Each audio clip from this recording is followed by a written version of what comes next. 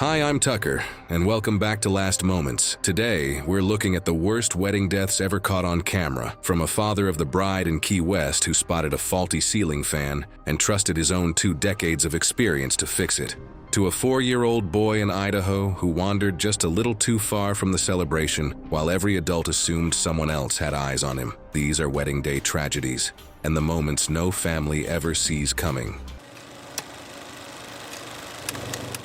It was March 11th, 2017, at a beachfront resort in Key West, Florida. The property had been booked for a destination wedding, with guests arriving throughout the morning as staff prepared for an afternoon ceremony. Inside the resort, activities centered around guest rooms as families dressed, coordinated schedules, and handled last-minute details before heading to the venue space. Mason Gray, 41 years old, was the father of the bride. A licensed electrician with nearly 2 decades of trade experience, he was known among family and friends for stepping in whenever something appeared unsafe or poorly installed. He was staying in the honeymoon suite reserved for his daughter and her spouse, using the room briefly to change into his tuxedo before the ceremony. While preparing, Mason noticed the bedroom ceiling fan wobbling and emitting a grinding sound. Intermittent flickering near the mounting bracket suggested a loose connection or damaged wiring. With the ceremony approaching, and no maintenance staff immediately present, Mason chose to address the issue himself rather than report it. He repositioned a wooden chair beneath the fan to gain height and reached up to inspect the mounting assembly. The circuit breaker supplying the room remained energized. A hallway security camera later showed Mason entering the suite alone shortly before the incident, after which no further movement was recorded from the room. As he examined the fan, he found the junction box cover missing, leaving internal wiring exposed. A ground wire had come loose and was no longer properly secured, creating an unsafe condition that should have been enclosed.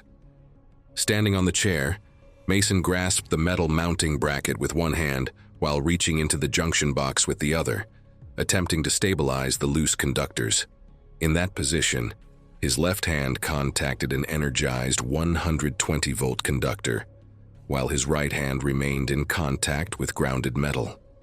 The electrical current passed across his chest, immediately causing involuntary muscle contraction. Mason was unable to release his grip. The sustained current disrupted his heart's electrical rhythm, triggering ventricular fibrillation. His body stiffened as the current continued to flow for several seconds. As his weight shifted, the chair beneath him moved, breaking electrical contact. Mason fell backward onto the tile floor below, striking the ground hard and remaining motionless. Moments later, family members entering the room found him unresponsive. Chest compressions were started while help was summoned from nearby guests and resort staff. An automated external defibrillator was retrieved and applied, delivering shocks as directed.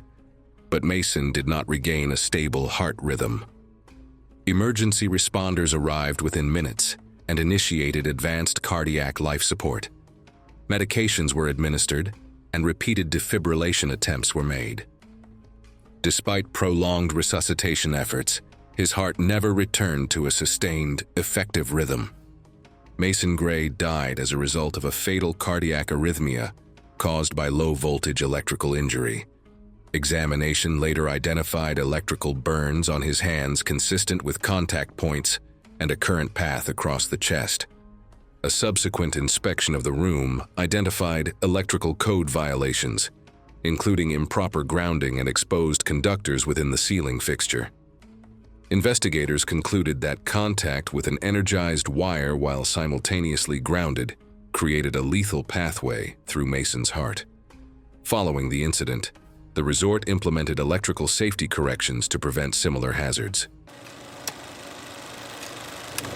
It was March 17, 2018. The late afternoon sun cast long shadows across the limestone cliffs of the Great Ocean Road near Port Campbell, where wedding guests gathered at a popular lookout point for what should have been the perfect conclusion to Ethan and Sarah Moore's destination wedding celebration.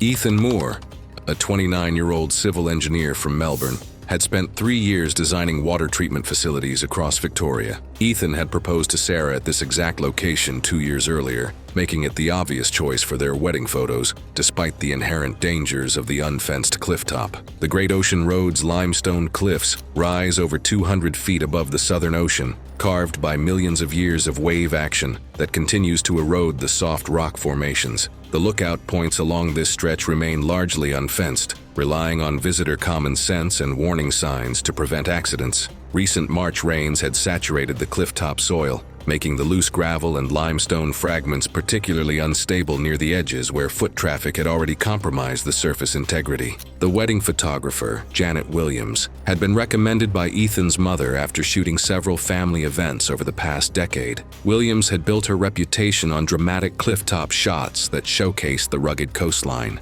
often positioning couples dangerously close to edges for maximum visual impact. During the engagement shoot 6 months earlier, she had repeatedly pushed Ethan and Sarah to move closer to precipices, dismissing their safety concerns as unnecessary caution that would compromise the artistic vision. That afternoon, Williams had insisted on capturing one final dramatic shot of the newlyweds kissing near the cliff edge. The recent rainfall had left the limestone surface slick with moisture, and several guests had commented on the loose gravel shifting underfoot. Williams positioned the couple just 8 feet from the 220-foot drop, directing them through multiple poses while wedding guests watched nervously from a safer distance. After capturing the kiss, Williams demanded that Ethan step backward for a wider composition that would frame the couple against the ocean backdrop. She continued shooting as Ethan carefully moved toward the edge, his dress shoes struggling for purchase on the wet limestone. The gravel beneath his feet had been loosened by the morning's rain, creating an unstable surface that shifted with each step. As Ethan took his final step backward, the saturated gravel gave way completely. His right heel slipped over the edge, and his center of gravity shifted beyond the point of recovery. Sarah screamed as her new husband disappeared over the cliff face, his body striking 2 rocky ledges during the 220-foot fall. The body tumbled unpredictably, striking protruding limestone ledges, and ultimately landing on the final outcrop head first, causing massive cranial trauma. A guest immediately called emergency services at 4:47 p.m., but the remote location meant rescue teams required 35 minutes to reach the scene. Helicopter recovery took another hour due to dangerous wind conditions along the cliff face. The coroner determined that Ethan died instantly from massive head trauma and complete skull fracture. The force of impact had destroyed his brain tissue entirely, making survival impossible regardless of response time. Williams faced a civil lawsuit from Sarah and lost her photography business within 6 months as word of mouth spread. Sarah never returned to the Great Ocean Road and moved to Queensland to escape the constant reminders of her wedding day tragedy.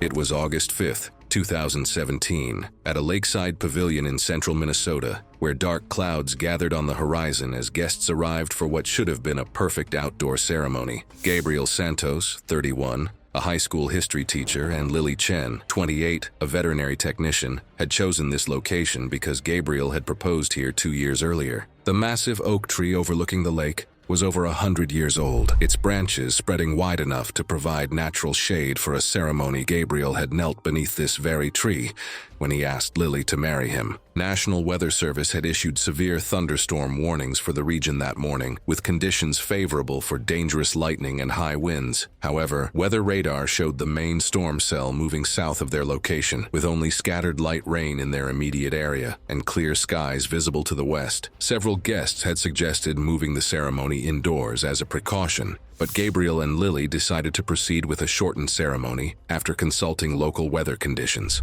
The storm appeared to be passing them by, and they chose to proceed beneath the tree, keeping the ceremony brief in case conditions changed. The couple and their officiant agreed to an abbreviated service that would allow them to move quickly to the pavilion if conditions changed. 40 guests waited in the covered pavilion 30 yards away, watching as Gabriel and Lily began their shortened vows under the ancient oak. The ceremony was proceeding smoothly, with clear skies visible in several directions, and the main storm cell appearing to have moved safely past their location. Gabriel and Lily were focused on each other, speaking the words they had written. At 4:23 p.m., an isolated lightning strike from a small, fast-moving trailing cell hit the oak tree without any warning. The strike came from a minor storm cell that had developed rapidly behind the main system, without triggering additional weather alerts. Gabriel was steadying himself against the tree trunk, his hand resting on the bark as he leaned in to kiss his bride at the conclusion of their vows. The electrical discharge occurred at the exact moment their lips met, sending a powerful secondary current through the tree and into Gabriel's hand and torso where he made contact. The massive electrical shock caused immediate cardiac arrest and severe burns at the contact points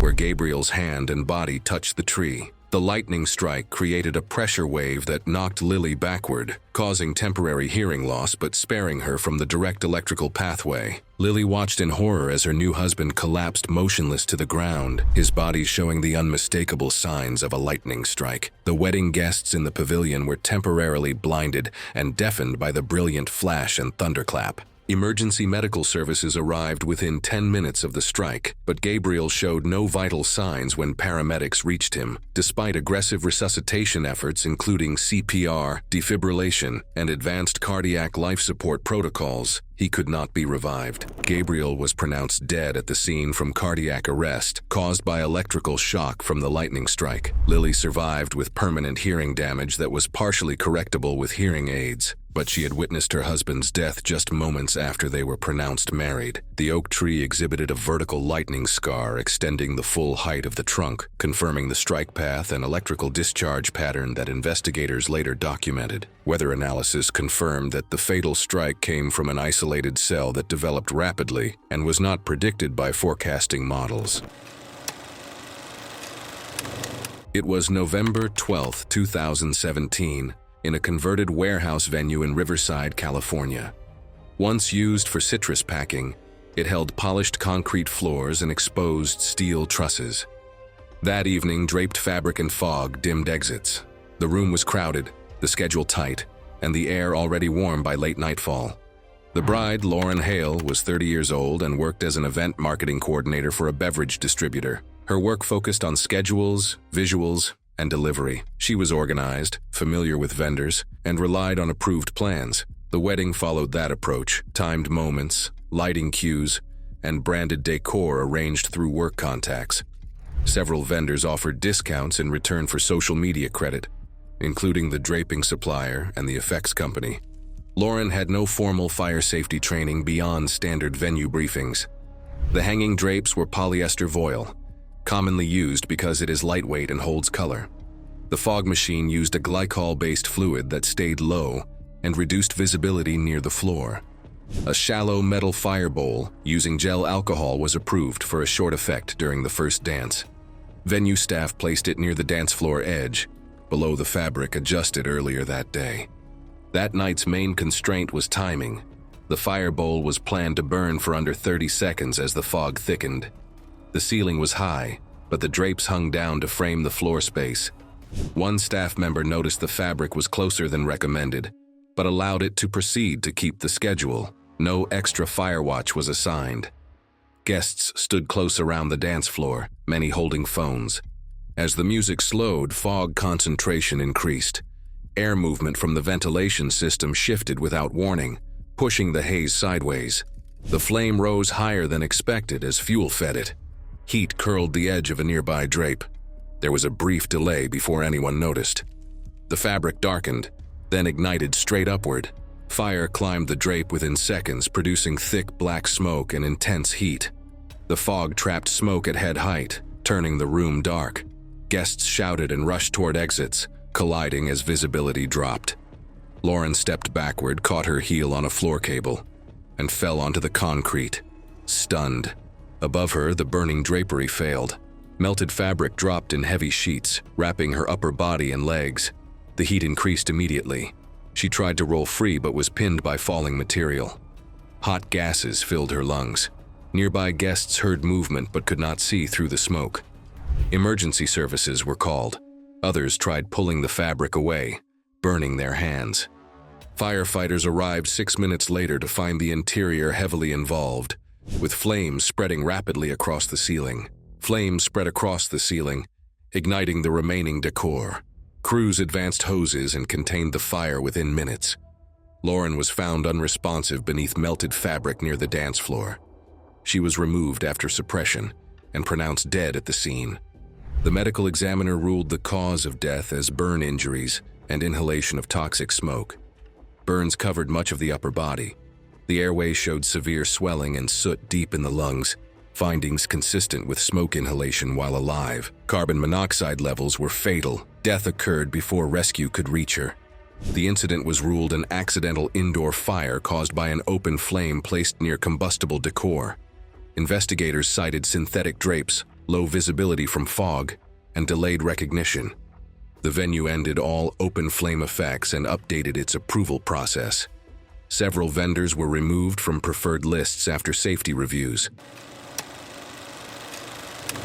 It was April 30th, 2016, at a historic estate in Lexington, Kentucky, where wedding guests gathered on a gravel drive as a white horse-drawn carriage waited for the newlyweds outside. Sarah Miller, 29, had just married her longtime partner in a ceremony surrounded by family and friends. She worked as a marketing coordinator for a local tourism company and had always dreamed of a fairy tale wedding departure. Standing 5 feet 6 inches with an adventurous spirit, she was known for her love of photography and capturing special moments. Her wedding dress, a flowing ivory gown with intricate lace details, had belonged to her grandmother. The wedding reception had concluded with plans for the couple to depart in an antique carriage pulled by 2 Clydesdale horses, each weighing approximately 1,800 pounds. The animals had been decorated with white ribbons and flowers, though the unfamiliar adornments and surrounding crowd of 80 guests created visible stress. A professional handler held the lead ropes while guests positioned themselves for photos. The estate's stone mansion provided a picturesque backdrop for the departure ceremony. Sarah had stepped out of the carriage momentarily to retrieve her phone for a selfie with the decorated horses, believing the moment would be perfect for her social media documentation of the day. She positioned herself approximately 4 to 5 feet directly behind the horses, holding her smartphone to capture the scene. The handler had warned guests to maintain distance from the animals, but Sarah was caught up in the excitement of the moment, eager to document every detail of her perfect day. As guests gathered around the carriage, a small fireworks display was prematurely ignited by a guest, intended for after the couple's departure. The sudden explosions occurred 30 feet away, but the sound echoed off the estate's stone buildings. Both horses immediately showed signs of distress, with ears pinned back and heads raised high in an alert posture. The unexpected noise disrupted the carefully planned timeline. The lead horse reared up on its hind legs, pulling against the handler's grip. Sarah continued taking photos, showing no visible reaction as the situation escalated around her. The second horse began backing up nervously, its massive hooves striking the gravel as it tried to distance itself from the noise. Several guests noticed the animal's agitation, but were unable to warn Sarah in time. The right side horse suddenly kicked backward with both hind legs in a defensive reaction to the continued fireworks. The steel-shod hoof struck Sarah directly in the chest, driving her backward and off balance where her head struck the gravel driveway, causing fatal head trauma. Wedding guests screamed and scattered as the handler worked to control both agitated animals. The carriage came to an immediate halt as several guests rushed to Sarah's aid. She lay motionless on the gravel, blood pooling beneath her head. Her new husband rushed to her side while family members attempted to provide assistance. Emergency responders arrived within 11 minutes, but Sarah showed no signs of life. Paramedics pronounced her dead at the scene. The remaining guests were evacuated from the area, while veterinarians sedated the horses. The celebration had transformed into tragedy within moments. The county coroner determined the cause of death as fatal head trauma caused by equine impact. Both smartphone footage and a carriage-mounted camera installed by the rental company for promotional documentation captured the sequence, clearly showing the premature fireworks that startled the animals and the defensive kick. It was June 3rd, 2018, when Caleb Hart, a 38-year-old wilderness guide and outdoor education instructor, arrived at a Blue Ridge mountain overlook near Asheville to officiate his cousin's wedding. Known for his extensive knowledge of mountain weather patterns, Caleb had been conducting outdoor weddings as a side business for 3 years. Caleb had spent 15 years leading expeditions throughout the Appalachian Mountains. His cousin Nathan had specifically requested him to officiate after they bonded during a backpacking trip.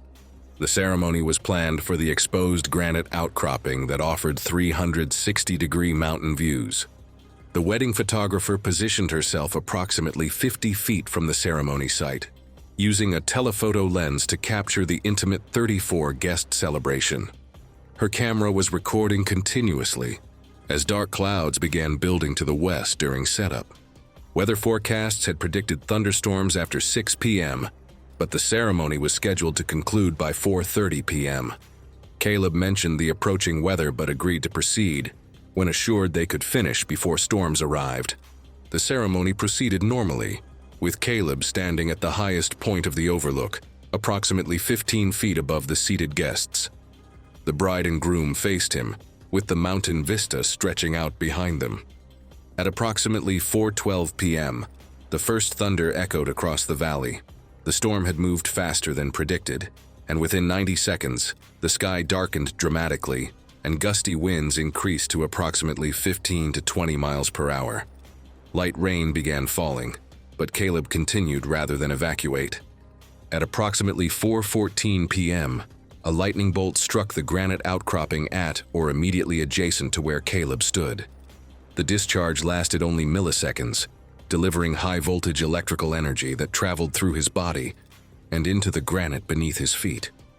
Caleb's clothing was scorched and damaged by rapid heating, and his shoes showed signs of steam-related rupture. The strike caused sudden, violent muscle contraction, leading him to collapse backward and come to rest several feet away. He lay motionless on the granite with no visible breathing or movement. The lightning strike also created ground current that radiated outward through wet granite, delivering shocks to multiple guests within 40 feet. Several guests within roughly 40 feet were knocked to the ground by ground current. 3 lost consciousness briefly, while others experienced intense muscle contractions, temporary paralysis, ringing in the ears, and visual disturbances. The groom's father, a retired Army medic, regained enough motor control within several seconds and crawled to Caleb's position. The photographer's camera recorded him checking for vital signs and finding none, then beginning CPR while shouting for emergency services. Multiple guests attempted to call 911, but cell coverage on the remote overlook was unreliable. It took 4 minutes before someone's call connected, while the medic continued chest compressions in the pouring rain. Paramedics reached the overlook roughly half an hour after the lightning strike and found Caleb in cardiac arrest with a systole, a non-shockable rhythm indicating no organized heart activity. Advanced life support continued for more than 20 minutes, but his pupils remained fixed with no signs of neurological response. He was pronounced dead at the scene. The medical examiner later determined the cause of death to be cardiac arrest resulting from a direct lightning strike, with associated electrical burns and severe brain injury. The incident prompted renewed safety reviews, leading regional venues to strengthen evacuation protocols for exposed outdoor ceremonies when thunderstorms approach. It was December 11th, 2016, in Munich, Germany. The reception hall of a suburban wedding venue was warm, despite winter outside, with heaters humming overhead. A large ice sculpture stood centered above banquet tables, dripping slowly. Marcus Keith Klein, 54, was the groom's uncle and a former machinist who spent decades maintaining factory presses and conveyor systems. Since retiring, he favored routine and stability, attending family events quietly. At the wedding, he sat near relatives, content listening rather than socializing, unaware his seat placed him directly beneath the sculpture. The centerpiece was a 10-foot block carved with floral patterns, delivered late after freezing delays. To protect it, staff brought it indoors early, suspending it from a reinforced frame. Heating vents remained active for guest comfort, accelerating melt. Drips formed puddles, noticed by servers who assumed this was normal. During speeches, condensation increased. The sculpture emitted a sharp, single crack as internal fractures propagated through the melting ice, a sound partially masked by music. Staff hesitated to interrupt, fearing disruption. No barriers cleared the area, and guests remained seated. Marcus leaned forward slightly to hear better, resting forearms on the table. The heat softened internal fractures forming from uneven melt, increasing stress at the upper joint. Minor ice shards began to loosen, threatening nearby guests, though none were struck yet. The load distribution changed rapidly. Water weakened internal bonds, and gravity pulled downward. Those nearby later recalled the loud snap just before failure. Marcus did not look up. No one instructed him to move. Cameras continued recording speeches as the structure reached its limit, unnoticed until collapse. The upper section instantaneously fractured and fell, dropping straight down.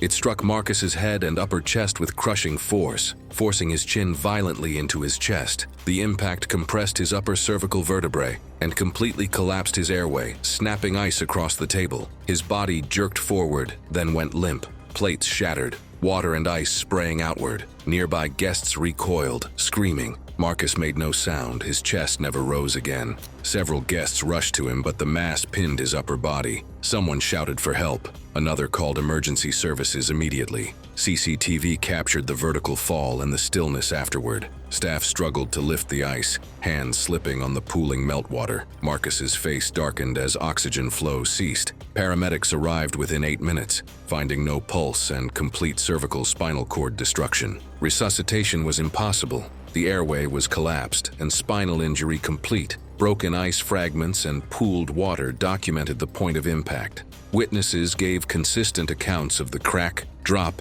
and immediate collapse. The weight and height alone explained the fatal force involved. Minor cuts and bruises were noted among nearby guests from flying ice shards, but none were life-threatening. The post-mortem report described crushed neck structures, including the windpipe and major blood vessels. The spinal cord was severed at the upper neck, instantly stopping breathing and nerve signals. Death was immediate, caused by suffocation and neurological disruption. Afterward, the venue removed the sculpture and suspended events. Large-scale ice installations were permanently banned indoors. Safety policies were revised, requiring weight verification, temperature monitoring, and exclusion zones around heavy decor. The funeral was held quietly, attended by family and co-workers from Marcus's factory.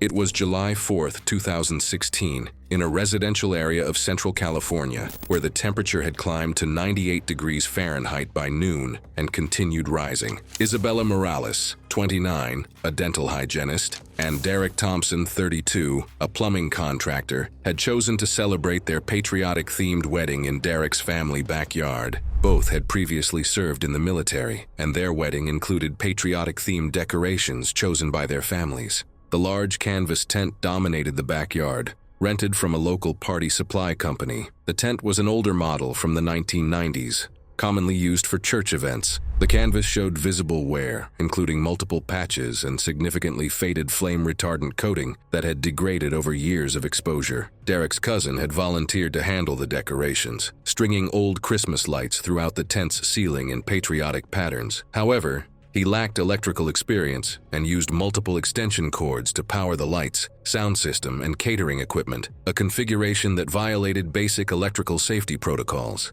50 guests packed into the tent seeking relief from the brutal Central Valley sun. The ceremony had been held outside under the blazing heat, with everyone eager to retreat into the shade. The string lights had been running for hours in the heat, and several guests later recalled seeing the plastic housings becoming unusually warm. By evening, the reception was in full swing, with couples dancing to classic rock and country music. Isabella danced with her father near the center, while Derek chatted with his army buddies near the entrance. At 9:23 p.m., an electrical failure occurred in the overhead lighting circuit when a frayed wire finally sparked. The tiny flash was barely visible among the twinkling bulbs, but it was enough to ignite the aged canvas fabric. Witnesses later estimated the flames spread slowly at first, before accelerating as they moved across the fabric, creating a growing patch of orange flame. Then the fire reached a section of canvas treated with flame retardant that had chemically degraded over time, reducing its protective effect and allowing the flames to spread far more rapidly. The flames suddenly accelerated, spreading across a section of the ceiling within 30 seconds as burning material began dripping onto the guests below.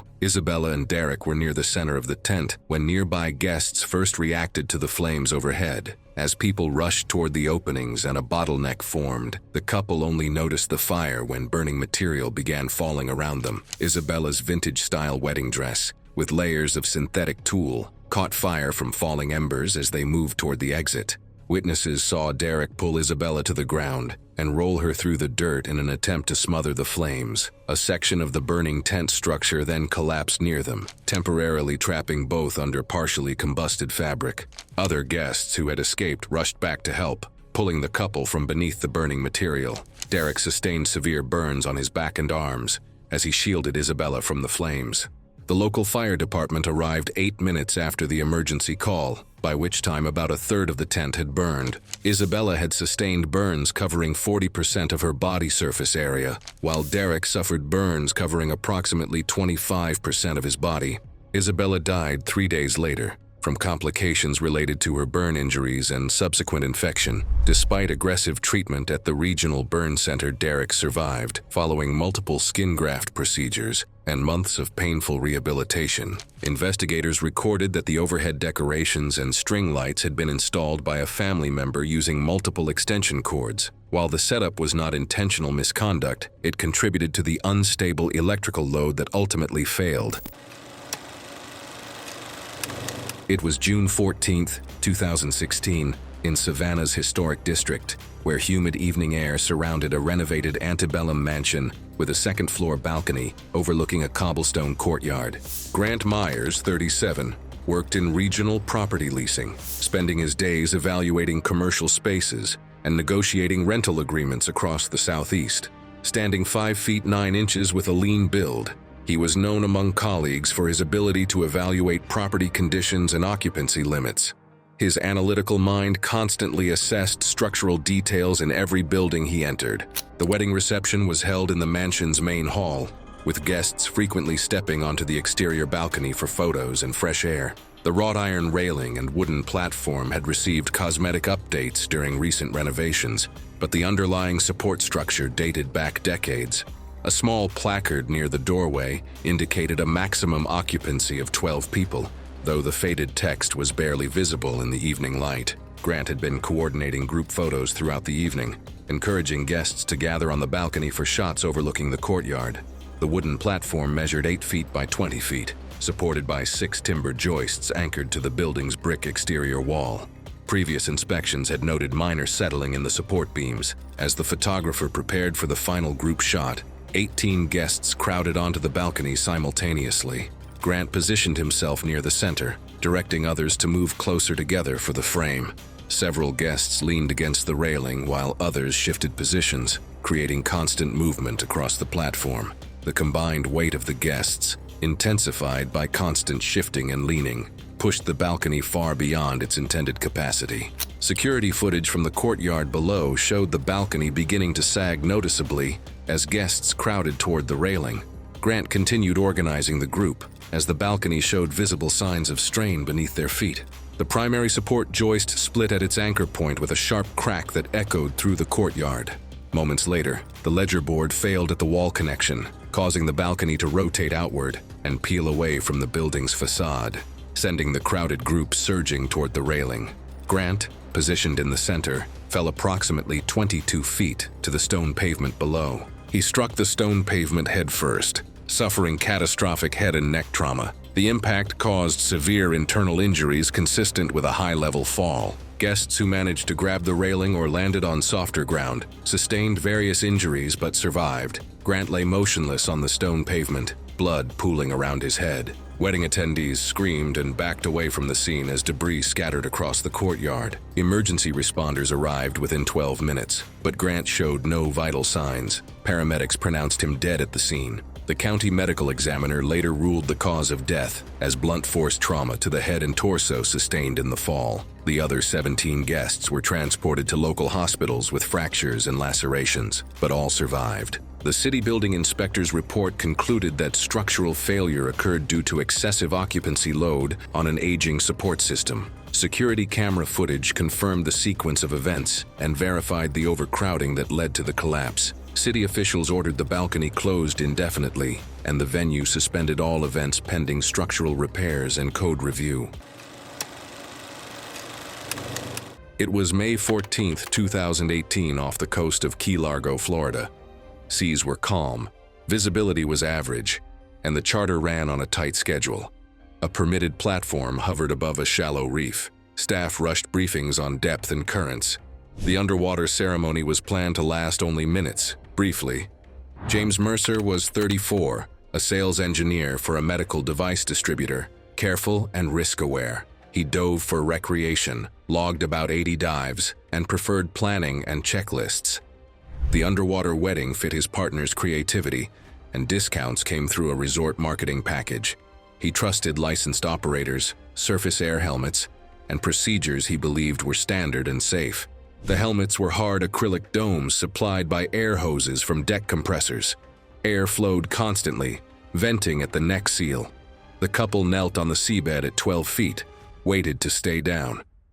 Safety depended on steady airflow and clear signals, not backup tanks, making calm critical if supply changed during movement, filming, noise, or cues. That afternoon's plan raised risk. A media crew asked for longer vows and more angles. A mild current increased, and surface chop tugged the hoses. The captain suggested shortening the ceremony. The coordinator overruled it to stay on schedule, citing permits and guests. No backup air bottles were placed on the seabed despite manuals, drills, past warnings, emails, and logs. As guests gathered, James practiced breathing and signaled okay. The couple descended with 2 safety divers behind them. Bubbles rose steadily. The current pulled sideways, tightening the hose against the deck hardware. A rattling sound began near the compressor, unnoticed under music. James felt airflow surge, then weaken, pressure shifting, sound dulling, breaths shortening. The compressor briefly over-released air before stalling. Witnesses later described the sound changing, followed by the hose losing tension as airflow stopped. James attempted to inhale but received no air. He raised both hands and signaled distress, gripping the rim of the helmet. As he leaned forward, the remaining air pocket collapsed, and water began rising rapidly into the helmet. His breathing became fast and uneven, a pattern consistent with panic during sudden air loss. A safety diver reached him within seconds and pulled on the hose, checking for flow. The diver tapped the visor and attempted to clear the helmet while signaling the surface crew. The hose remained slack. As the diver tried to lift the helmet to re-establish airflow, James stood abruptly, likely reacting to the lack of air. His weight belt shifted out of position. He lost balance and fell forward. Water rushed fully into the helmet. His body stiffened, then stopped moving. Another diver marked an emergency on the slate and signaled upward. Emergency services were contacted immediately from the surface platform. The surface crew hauled the hose and lifted James out within a minute. CPR started immediately on the platform. Paramedics arrived 7 minutes after the call. Despite oxygen and chest compressions, breathing never returned. 3 phone videos later showed the airflow loss and rapid collapse amid bubbles, signals, current, ropes, music, and sudden silence. The medical examiner determined that James drowned after the air supply failed. Water was found throughout the lungs, with foam in the airway. No broken bones or blunt injuries were present, and the sudden loss of airflow caused acute air hunger and oxygen deprivation, explaining the visible panic and loss of control seen on video. Investigators cited extended exposure without a backup air source and scheduled pressure as contributing factors. The operator suspended underwater ceremonies during the review. James's employer quietly ended promotional ties, and the resort removed helmet weddings from its offerings before reopening the site weeks later. It was June 14, 2015, in the Loire Valley, France. Morning mist hung low over the vineyard estate as guests gathered for a wedding rehearsal. A restored Citroën waited on a gravel drive, angled slightly uphill. The scene felt controlled, celebratory, and fragile. Nothing appeared immediately dangerous to anyone present. Lucy Bernard was 7 years old, the bride's niece and chosen flower girl. She was shy, soft-spoken, and deliberate in her movements after recently outgrowing a corrective leg brace. Walking carefully had become a habit. Family described her as observant and eager to please, practicing her role repeatedly despite fatigue. She trusted adults implicitly and waited quietly during rehearsals, clutching her basket and watching shoes pass on the uneven stone ground nearby without complaint, ever. The vehicle was a restored 1950s Citroën hired for a staged arrival. Vintage cars lack modern brakes and roll easily on inclines. Lucy understood none of this. She focused on posture and timing. standing near a low stone retaining wall, while adults adjusted plans and photographers repositioned guests. The gravel surface, narrow drive, and crowd proximity increased risk if movement occurred. Children were allowed close for pictures without barriers or supervision present that morning there. During rehearsal, the Citroën stalled on the incline and refused to restart. A groomsman suggested towing it several feet using an old hemp rope found in storage. The suggestion bypassed safer alternatives, including wheel chocks or clearing the area, to avoid delaying photographs. No professional mechanic was consulted, and no one assigned crowd control. Guests, children, and staff remained clustered nearby, still watching closely. The rope was visibly frayed, stiff from age, and never rated for vehicle loads. No one voiced objection, and the decision was treated as temporary and harmless. Lucy waited beside the wall holding her basket as adults positioned the second car downhill. Photographers asked for smiles, and guests leaned forward for better angles.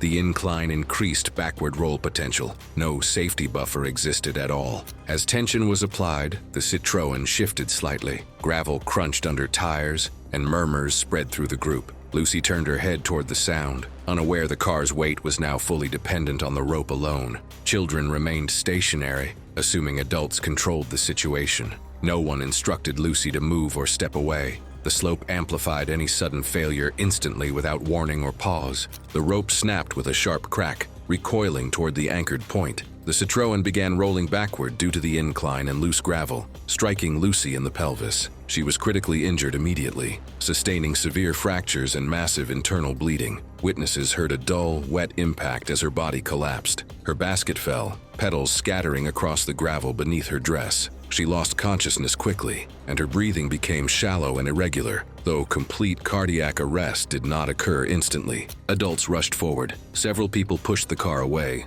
relieving pressure within seconds. Despite rapid intervention, her injuries were life-threatening. Heavy bleeding and pelvic trauma made survival extremely unlikely without advanced hospital care. Panic replaced celebration as guests shouted for help. Someone dialed emergency services within moments. Paramedics arrived minutes later, assessing her injuries and stabilizing her on a stretcher before rapid transport. Lucy remained unconscious and in critical condition. Despite immediate medical attention, she succumbed to internal bleeding and blunt force trauma several minutes after the incident. Investigators later confirmed the sequence. The rope's failure, the vehicle's backward roll, and the lack of safety barriers contributed directly to the fatal outcome. The vineyard immediately banned staged vehicle entrances following the incident permanently after investigation. Lucy's parents sued the rental company unsuccessfully. Responsibility was ruled personal, not contractual. It was April 8, 2016, when Piper June, a 28-year-old wedding videographer specializing in cinematic storytelling, arrived in Savannah's historic district for a destination wedding. Known for her artistic vision, Piper had built her reputation through social media marketing and word-of-mouth referrals. The bride had hired Piper for $5,800, specifically requesting footage of their departure in a horse-drawn carriage through the cobblestone streets. Piper had driven 7 hours from Charlotte, viewing this as both a professional opportunity and a chance to create portfolio pieces. Earl Simmons, a 67-year-old carriage driver with 23 years of experience, operated the white carriage pulled by Duke, a 12-year-old Percheron. During preparations, Piper noticed Duke seemed agitated, stamping his hooves and tossing his head, but Earl assured her this was normal excitement. Piper positioned herself in the front passenger seat beside Earl, her camera stabilizer mounted and recording as they departed with the bride and groom seated behind them. Her equipment captured the peaceful journey down the historic street. The footage shows their carriage traveling approximately 200 yards when a 4-year-old wedding guest broke free from his mother and ran into the street chasing a balloon, appearing suddenly from between parked cars directly in Duke's path. Earl pulled hard on the reins as Duke reared up, his front hooves lifting high off the ground in a near-vertical stance. When Duke came down, he bolted forward in panic, surging into an uncontrolled run, estimated between 12 and 15 miles per hour. Piper's camera recorded the violent bouncing over uneven cobblestones as Earl pulled repeatedly on the reins. The horse failed to respond and continued forward over the uneven cobblestones. At a nearby downtown intersection, Duke veered sharply left without slowing. The footage captures the carriage tilting onto its right wheels at a steep angle before the camera was thrown from Piper's hands as she was ejected from the elevated left side. Wedding guests reported that Piper was thrown several feet through the air, landing on her right side on the cobblestone street. Her head struck the rounded edge of a cobblestone with devastating force. A physician assistant among the wedding guests reached Piper within the first minute, finding her unconscious with rapid, shallow breathing and blood flowing from a severe head wound. The bride and groom immediately ran back to assist. Emergency services arrived within several minutes due to the downtown location. Paramedics found Piper unconscious with severe brain injury indicators. They immediately applied cervical spine precautions and established intravenous access while preparing for transport. During transport, Piper's condition worsened, with unequal pupils and rising blood pressure. Imaging revealed severe head trauma and brain swelling. Despite emergency surgery, she never regained neurological function, and recovered footage confirmed the carriage's loss of control. Investigation revealed Duke had no prior history of bolting incidents, but the sudden appearance of the child triggered an instinctive flight response. Authorities concluded the accident resulted from unpredictable animal behavior, prompting renewed safety discussions and voluntary protocol updates among local carriage operators. It was June 18, 2016, at a converted historic mansion in coastal Georgia that had been transformed into an elegant event space. The 1890s structure, with its wraparound porches and ornate balconies, embodied the Old South charm that made it popular for romantic weddings. Chloe Harrison, 27, a bank teller who had grown up reading romance novels set in antebellum Georgia, and Austin Reed, 30, an insurance agent, had chosen the venue because it represented everything Chloe wanted in a wedding location. The mansion had a documented history of structural issues, some of which were not immediately visible to clients during routine walkthroughs. Termites had infested the building during the previous year, their colonies systematically eating through the wooden support beams that held up the decorative balconies. The damage was extensive but largely hidden from casual view, concealed behind fresh paint and decorative trim. A structural engineering inspection conducted 6 months earlier noted reduced load-bearing capacity in the balcony supports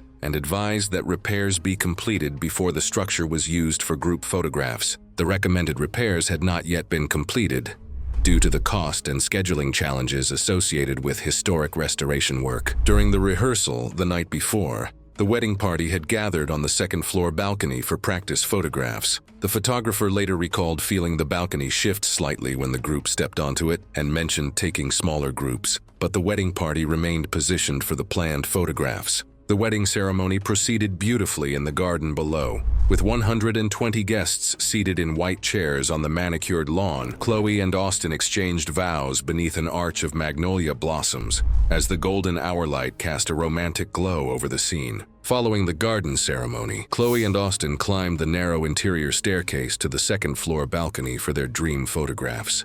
The balcony measured approximately 12 by 8 feet, with a total load capacity that had been significantly reduced by the hidden termite damage. They were joined by their wedding party for group photos, with everyone crowding together to fit in the frame. The photographer positioned them carefully, trying to capture the perfect shot with the garden and sunset visible in the background. At 7:34 p.m., during the third photograph, witnesses in the garden below reported hearing audible cracking sounds indicating structural failure in the support system. The photographer later reported hearing 2 sharp cracks from beneath the balcony. He paused briefly but resumed shooting when the group stayed in position for the next photograph. Witnesses in the garden below reported seeing the balcony drop away in a single motion. The structure separated from the wall and fell approximately 15 feet to the brick patio with all 9 occupants. The termite-damaged support beams snapped simultaneously, unable to bear the concentrated weight. Chloe sustained severe traumatic brain injury when she struck the decorative stone edge of a large planter, resulting in skull fracture and massive intracranial hemorrhage. Austin suffered spinal compression injuries from the impact that caused partial paralysis in his lower extremities. Emergency crews transported Chloe and Austin to area trauma centers. Chloe underwent immediate neurosurgery but died 6 hours later from traumatic brain injury. Austin survived with partial paralysis and entered long-term rehabilitation. Other wedding party members sustained fractures and contusions, but all survived. The mansion was closed, later condemned and demolished. Investigators confirmed severe termite-related structural failure, leading to safety citations and subsequent civil lawsuits from the victims' families. It was January 23, 2016, when the mountain air hung crisp and still around the Timber Lodge nestled 6,800 feet above sea level in Colorado's Front Range. Snow dusted the pine branches surrounding the rustic venue, where Roman Clay, 41, had just exchanged vows with his bride of 12 years in a small ceremony overlooking the valley below. Roman worked in construction logistics, spending his days coordinating heavy equipment deliveries across job sites. His confidence around machinery was well earned through 2 decades in the industry. Standing 6 feet tall with calloused hands and an easy laugh, he approached most challenges with the same methodical precision he used to calculate load capacities and crane specifications. His colleagues knew him as someone who rarely backed down from a bold idea, often volunteering for the most complex equipment installations. The reception was held on the lodge's upper level, accessible by stairs or a custom-built material hoist used to move supplies between floors during prior renovations. Warning signs clearly marked the hoist as off-limits to passengers, noting it was not rated for human transport and carried a posted weight limit of 800 pounds for materials only, a rating already reduced due to the hoist's age and prior maintenance issues. The platform measured 4 feet by 6 feet, enclosed by waist-high metal railings painted industrial yellow. The shaft extended 20 feet vertically through the lodge's timber frame construction. Roman had spent weeks planning what he called his grand entrance. Rather than walking upstairs like other guests, he convinced 3 groomsmen to join him on the service lift for a dramatic arrival. The 4 men, together weighing well over the posted limit, crowded onto the platform while wedding guests gathered above and below with smartphones ready. Several family members expressed concern about the plan. The lift operator had stepped away for the ceremony. Roman pressed the up button himself, and the platform began its ascent normally. Guests cheered from the upper level as the groom waved, the men shifting their footing on the platform as it swayed under the load. The mechanical hum of the motor echoed through the shaft as the platform climbed steadily past the 10-foot mark. At approximately 14 feet, the uneven, overloaded lift suddenly failed without warning, the platform dropping vertically through the shaft. Roman, standing near the front rail, was thrown forward as the floor disappeared beneath him. His chest struck the metal guardrail with devastating force before the platform slammed into the concrete base below with a thunderous crash. The impact crushed his chest against the metal railing, causing devastating internal injuries. The sudden stop caused severe neck trauma and a catastrophic spinal injury. The sound of the crash reverberated through the lodge's wooden structure, silencing the celebration instantly. Wedding guests rushed to the lift shaft within seconds. Roman lay motionless on the twisted platform, blood pooling beneath him. The 3 groomsmen sustained various injuries but remained conscious. Emergency responders arrived approximately 18 minutes later, delayed by the lodge's remote mountain location, but Roman showed no vital signs. His bride collapsed upon seeing the scene. The county coroner ruled the death accidental, caused by blunt force thoracic trauma and cervical fracture. Both smartphone footage and the lodge's security camera captured the overload and subsequent mechanical failure. Investigators later determined the hoist's limited safety systems had been bypassed months earlier during renovations to accommodate larger deliveries. The lodge suspended operations immediately following the incident, and the reception was canceled. Roman's bride was escorted from the venue by family members and transported to a nearby hospital for evaluation. In the weeks that followed, the property's material hoist was permanently shut down. It was April 12, 2015, inside a restored 1890s stone chapel outside Napa Valley, California. The morning was calm and dry. Guests filled the pews early, drawn by age and character. Thick masonry walls and exposed timber beams suggested permanence, making structural risk feel distant and abstract to most attendees. Rachel Nguyen was 31 and worked as a structural drafting technician at a mid-sized engineering firm in Santa Rosa. Her job involved turning engineers' calculations into construction drawings, often for safety retrofits she never saw completed. She was careful, detail-focused, and often frustrated when upgrades were delayed for cost or appearance. Outside work, she tutored math at a community college and regularly finished tasks others left incomplete. Her wedding was simple, but the chapel was chosen for appearance, not safety history. Her father, Thomas Nguyen, was 58 and had run a small print shop for 30 years. He was physically capable, practical, and closely involved in Rachel's life after her mother died years earlier. He trusted old buildings that had lasted generations. The chapel had been cosmetically restored 5 years earlier, with new lighting, refinished pews, and iron chandeliers mounted to original timber trusses. No seismic reinforcement had been added. The trusses were anchored into old stone with hardware not built for sideways force. The ceremony began just after noon. The chapel was full, with guests standing along the walls. Phones were raised as the music started. Rachel entered on her father's arm, briefly aware of the chandeliers but pushing the thought aside. Napa County had experienced small tremors in the past, but there was no warning before the shaking began, and the venue had no evacuation plan. 6 seconds into the processional, a shallow earthquake struck a nearby fault. It lasted less than 10 seconds, but the first sideways jolt knocked guests off balance. Stone walls shifted, dust fell from ceiling seams, and timber trusses slid within worn anchors, producing a loud cracking sound that carried through the chapel. One chandelier hook failed under the lateral load. 400 pounds of iron and glass fell straight down. It struck Thomas across the shoulder and neck, driving him into the aisle. His neck broke instantly. Rachel was pulled down with him as the floor fractured under the impact. She hit chest first as plaster and stone fell around her. Guests screamed and rushed for the exits. Several people were knocked over. Phones recorded the collapsed fixture and debris. Emergency services were called immediately. Ushers tried to reach Rachel, but she was partly trapped under rubble. She was briefly conscious, breathing shallowly, before losing responsiveness. Paramedics arrived 11 minutes later. Thomas was declared dead at the scene. Rachel was freed and transported with severe chest injuries and internal bleeding. She suffered cardiac arrest in the ambulance and was pronounced dead shortly before arrival. The investigation concluded Thomas died from a broken neck and head trauma, injuries considered unsurvivable.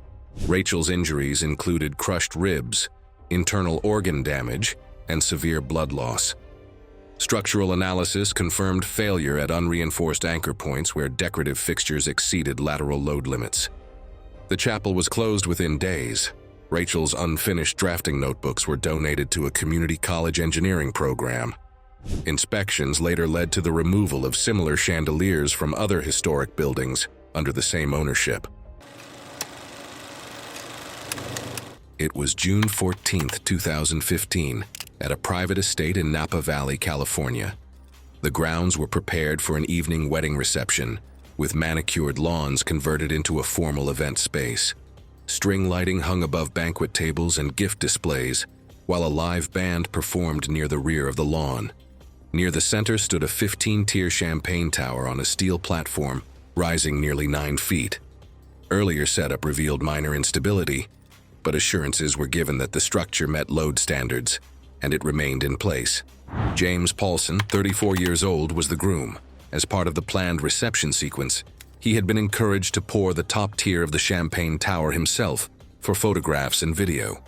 The moment was positioned as a symbolic transition from ceremony to celebration, and guests were already gathering in anticipation as the band paused and phones were raised.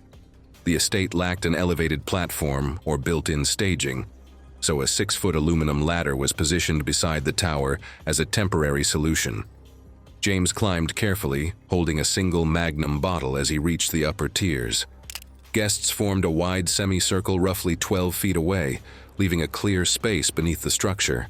Footage from multiple phones shows the scene unfolding steadily, with no visible panic or disorder. As James began pouring, champagne flowed through the upper glasses as intended. Midway through the pour, he adjusted his footing on the ladder, shifting his weight slightly to maintain balance.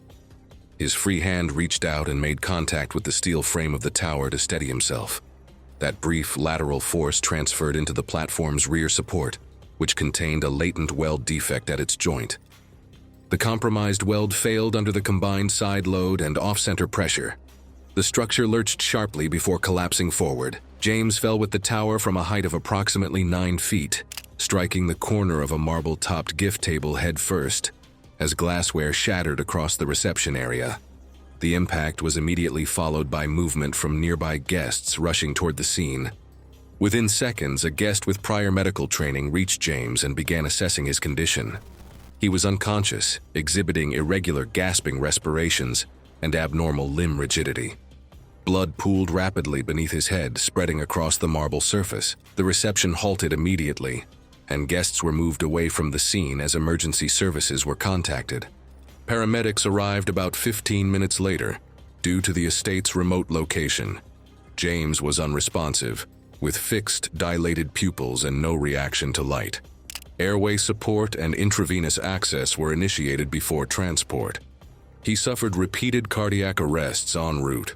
The medical examiner later confirmed death from massive traumatic brain injury, including skull fracture and epidural hematoma.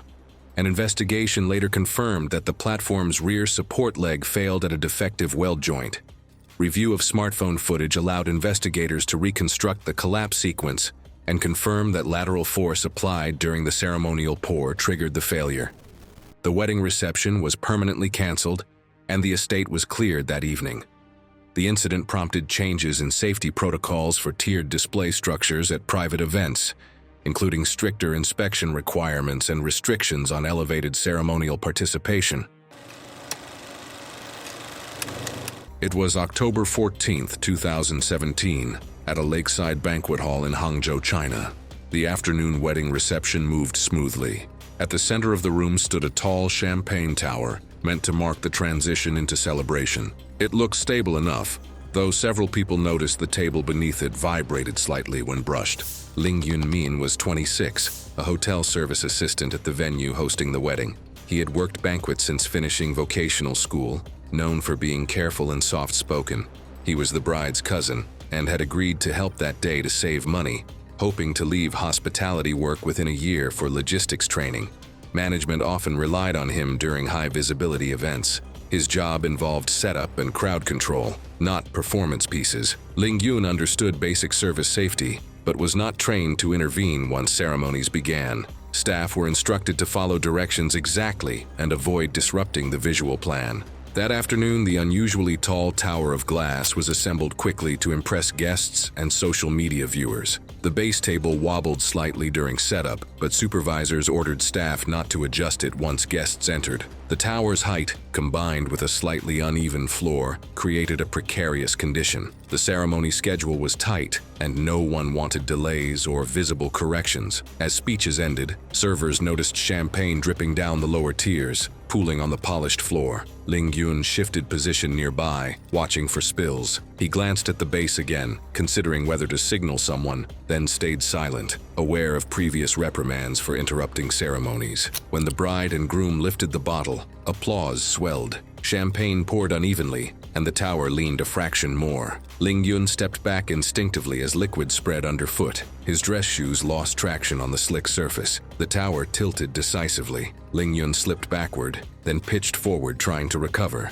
The structure collapsed in a cascading crash of glass. He fell face first into the debris. A long, jagged shard from one of the middle tiers struck the left side of his neck at the carotid level. Witnesses saw a sudden spray of dark red blood pulsing outward in rhythmic bursts, arcing across the white marble floor. Several guests froze, mistaking it for spilled wine. Ling Yun grasped at his throat, eyes wide, then dropped to his knees. Within seconds, his hands slipped, slick with blood. He collapsed fully, movement slowing rapidly as the bleeding continued unchecked. Someone screamed. A waiter shouted for help. A manager called emergency services immediately. Staff attempted pressure with napkins and tablecloths, but blood soaked through instantly. His skin began turning gray as circulation rapidly failed, a process completing within roughly 1 minute. An ambulance arrived 8 minutes later, but paramedics found no pulse and pronounced him dead at the scene. The post-mortem report stated a major artery in the neck had been severed by glass. Blood loss was extreme and rapid, preventing oxygen from reaching the brain. Death occurred in under 1 minute due to circulatory collapse. The venue dismantled all decorative glass structures pending review. Management received fines, but no criminal charges. Ling Yun's parents accepted compensation to clear outstanding debts. It was August 12th, 2017, at a community center in a mid-sized Iowa city. The single-story brick structure had sustained significant water damage during spring flooding when the nearby river crested its banks in April, sending muddy water through the lower level and saturating wooden support joists beneath the main floor. Ethan Caldwell, 28, an automotive technician, and Maya Patel, 26, an elementary school teacher, had reserved the venue for their wedding reception. They had saved for 2 years to afford their dream celebration. Municipal contractors had performed repairs following the flood damage, installing new subflooring over compromised sections and applying fresh varnish to conceal water stains. However, the underlying structural damage to the support beams remained unaddressed due to budget constraints and rushed timeline pressures. During venue setup the morning of the wedding, an experienced contractor noted visible sagging in the dance floor area and reported his concerns to the facility manager. The manager documented the observation but took no corrective action, dismissing it as normal settling. The wedding ceremony proceeded beautifully with 85 guests witnessing Ethan and Maya exchange vows. The reception began at 6 o'clock with dinner, followed by heartfelt toasts from family members. At 8:47 p.m., witnesses reported hearing a sharp crack echoing through the hall, the unmistakable sound of wood fracturing under excessive load. Ethan and Maya were dancing their second dance in the center of the floor, surrounded by other couples. The dancing continued for approximately 15 seconds after the initial warning sound, with most guests attributing the noise to the building's age. Then a second, more significant crack split the air, causing several people to look up with concern. Without warning, the center portion of the dance floor dropped away. Several guests later recalled feeling the floor dip once before giving way completely. Ethan and Maya disappeared into the opening as wood splintered around them and debris fell into the crawl space below. A few nearby guests also fell into the opening, landing on scattered debris. Most escaped with minor injuries and were able to climb or be helped out before emergency crews arrived. The collapse occurred so suddenly that neither had time to react. Witnesses who looked down into the opening saw Ethan lying on his back across a concrete beam. His breathing appeared shallow and uneven, and blood was visible around his mouth, suggesting severe chest trauma. Maya was pinned beneath a fallen wooden beam. Several guests noticed her legs bent sharply under the weight, and blood was visible beneath her head from a long cut across her scalp. Emergency medical services arrived 12 minutes after the initial 911 call, with paramedics immediately lowering ladders into the pit, while firefighters worked to clear debris. Ethan remained conscious when first responders reached him, but his breathing was labored and blood frothed from his mouth, indicating severe internal injuries. Paramedics noted that Ethan was struggling to breathe and showed signs consistent with major chest trauma. They inserted chest tubes based on the suspicion of collapsed lungs and began treating him for possible internal bleeding. Maya required more complex extraction due to the beam pinning her legs, but paramedics stabilized her condition at the scene. Ethan went into cardiac arrest during transport and could not be revived. Medical staff later confirmed that he had suffered extensive internal bleeding and severe lung injuries from the fall. Maya underwent emergency surgery for her head trauma and multiple fractures, but survived after weeks of intensive care. A later engineering report confirmed that flood damage from the spring had weakened several load-bearing joists beneath the hall. Inspectors noted that the repairs done after the flooding had covered visible damage, but did not restore the structural support. The facility was permanently closed following the incident. Maya eventually recovered physically, but moved to another state to start over. It was October 6, 2016, in a coastal village outside San Juan, La Union, Philippines.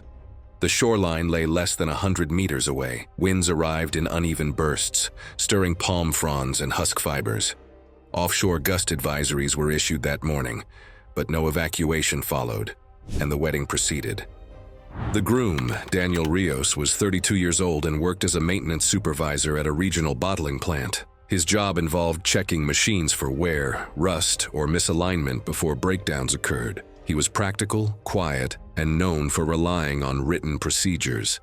Outside of work, he helped maintain his parents' coastal house and understood how salt air weakened wood and metal over time. He was not wealthy, but financially stable, and planned the wedding carefully within a fixed budget.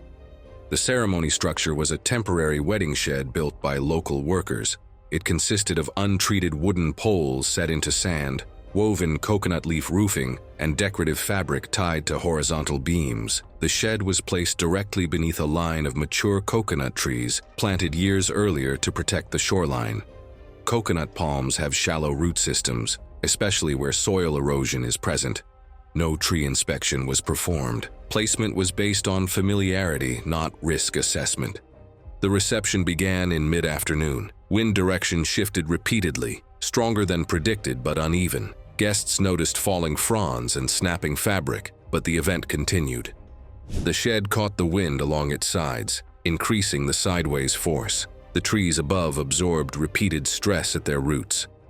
One palm, already weakened by erosion from seasonal tides, leaned slightly toward the structure. At 4:18 p.m., a stronger gust pushed in from the water. Witnesses later described a heavy cracking sound. The palm's root base failed without warning. Instead of breaking mid-trunk, the tree rotated and fell as a whole. Gravity accelerated it downward. There was no opportunity for people beneath to move. The tree struck the shed roof first, flattening the woven panels. The trunk continued through and hit Daniel across the head and upper chest. The force drove him straight to the ground. Secondary beams collapsed, throwing nearby guests backward. The shed folded inward seconds later, trapping several people under poles and roofing. Phones recorded the aftermath. Daniel remained motionless. Blood spread beneath his head, soaking into the sand. Two nearby guests tried lifting the trunk but could not move it. Emergency services were called while efforts to pull trapped guests free from lighter debris continued. Local responders arrived 8 minutes later. Daniel was checked where he lay. He was not breathing and had no pulse. His injuries were severe and obvious. He was pronounced dead at the scene without removal. Two guests suffered broken bones and cuts but survived. The post-mortem found that Daniel died from severe head and chest injuries caused by the falling tree. Multiple skull fractures and collapsed ribs led to immediate brain injury and respiratory failure. There were no signs of defensive movement. Investigators linked the collapse to erosion at the tree base and the placement of a temporary structure beneath uninspected vegetation. The remaining palms were removed. The village council later banned event sheds under mature trees without inspection, and Daniel's employer reviewed the case during a safety briefing.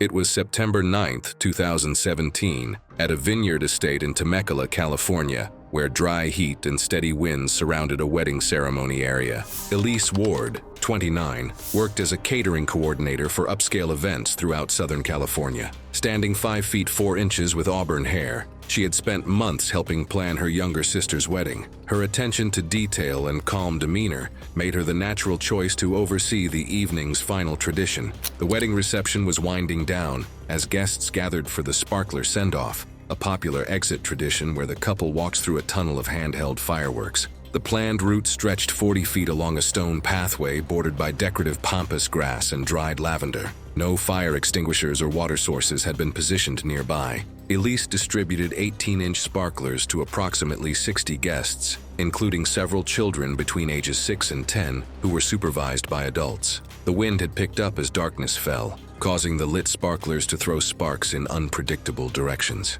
She positioned herself near the pathway's midpoint to guide guests and ensure the couple had a clear route. As the bride and groom began their walk, a 7-year-old guest lost grip of his sparkler while waving it overhead. The lit firework tumbled into a patch of dried pampas grass approximately 8 feet from the main pathway. The wind immediately caught the sparks, spreading them deeper into the landscaping where they ignited the brittle vegetation. Small flames began spreading through the grass, initially unnoticed by most guests who were focused on filming the couple's exit. Elise spotted the fire first and stepped forward to clear guests away from the growing blaze. The flames had already spread across a 6-foot section of landscaping, creating a barrier between some guests and the pathway. The fire reached the hem of Elise's floor-length chiffon dress as she attempted to guide elderly relatives to safety. The synthetic fabric ignited rapidly, melting and adhering to her legs as flames climbed upward. She stumbled and fell while trying to run, which allowed the fire to engulf her lower torso. Thick smoke from the burning fabric entered her airways, leading to rapid breathing difficulty. Elise lost consciousness quickly as severe burns and smoke inhalation overwhelmed her respiratory system. Several guests attempted to smother the flames using jackets and tablecloths, but the synthetic material had already caused catastrophic damage. Emergency responders reached the scene 14 minutes after the initial 911 call. Elise was transported to a regional burn center, where she died approximately 3 hours later. The medical examiner determined the cause of death as thermal injuries covering 38% of her body, combined with severe smoke inhalation that caused respiratory failure. Drone footage from the wedding videographer captured the entire sequence, showing how wind conditions spread the initial grass fire. The investigation revealed no direct fire code violations, as county guidelines placed responsibility for sparkler use on private event hosts.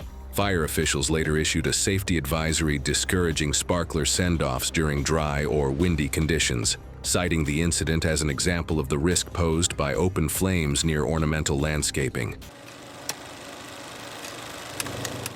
It was July 22, 2017, when Maya Steele, a 26-year-old floral designer known for her artistic approach to botanical arrangements, arrived at a Santa Fe ranch venue for a wedding celebration.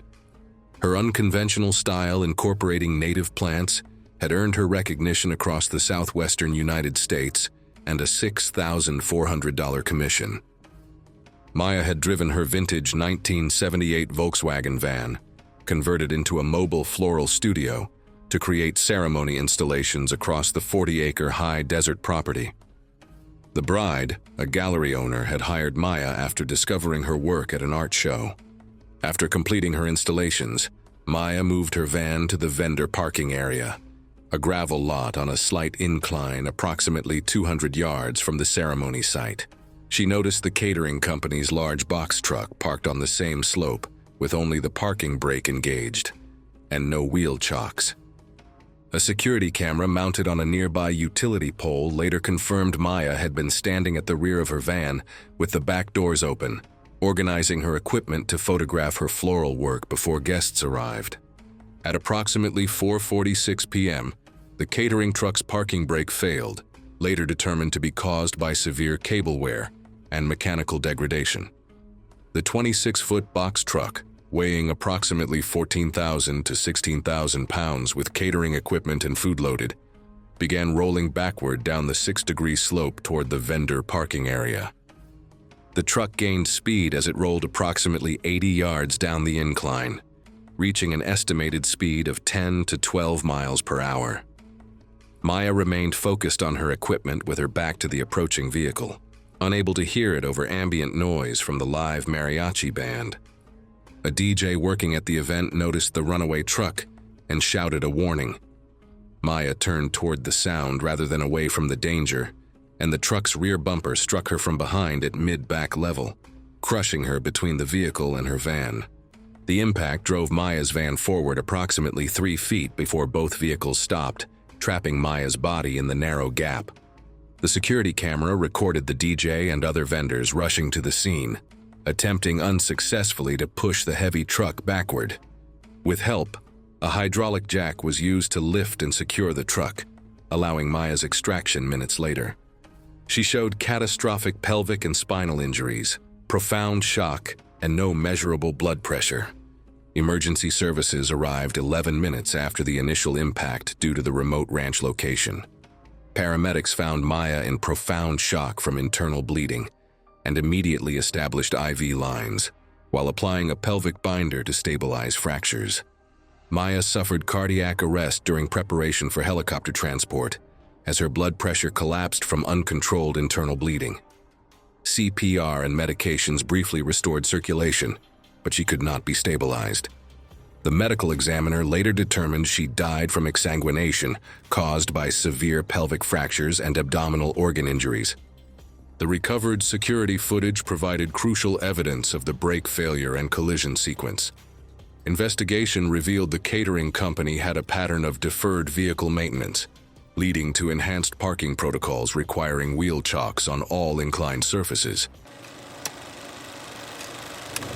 It was September 15, 2018, at a Veterans Hall in northeastern Ohio. Sophia Brennan, 27, a physical therapist who specialized in helping stroke patients, and Ryan Mitchell, 29, an accountant, had chosen the affordable venue for their modest celebration. Sophia had lived with a documented severe shellfish allergy since childhood, a condition that had sent her to the emergency room twice during college for anaphylactic reactions. She carried prescribed epinephrine auto-injectors everywhere and was extremely vigilant about food preparation, always informing caterers about her life-threatening condition.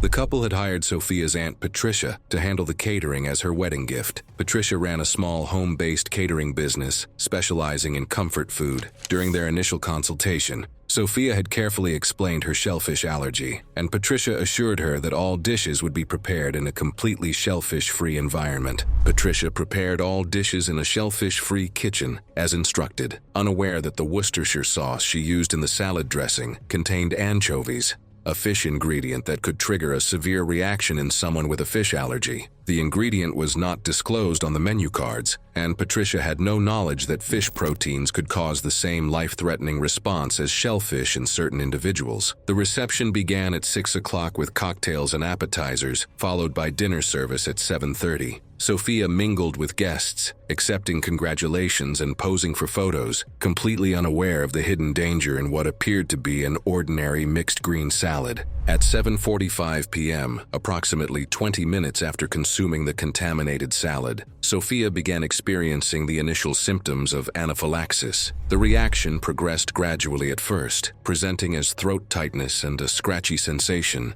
that witnesses later recalled she tried to steady herself against, appearing unsure whether it was anxiety or something more serious. Ryan was the first to notice his bride's distress as her face began to swell and her breathing became increasingly labored. Recognizing the signs of an allergic reaction, he immediately looked for Sophia's purse containing her life-saving EpiPen, but it was at the head table across the crowded reception hall.